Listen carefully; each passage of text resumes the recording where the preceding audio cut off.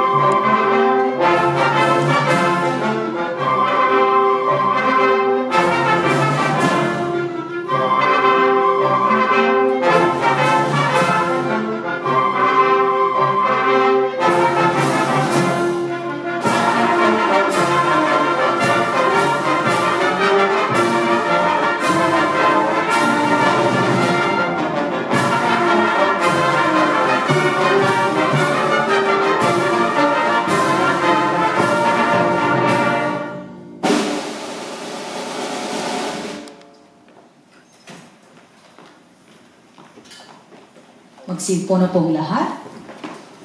Muli ay magandang hapon sa inyong lahat.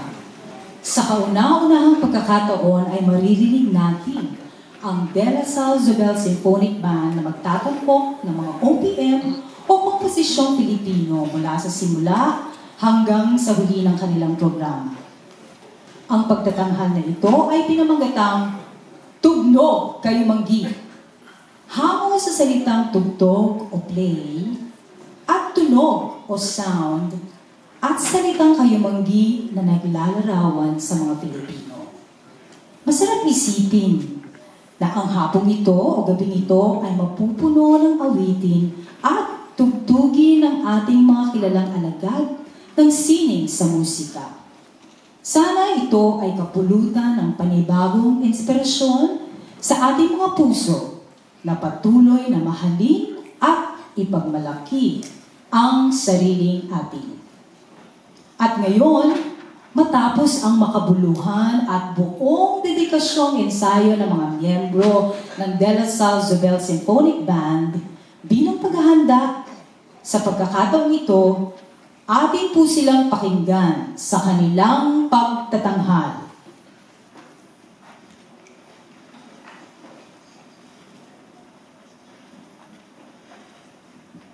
Lahing Kayumanggi.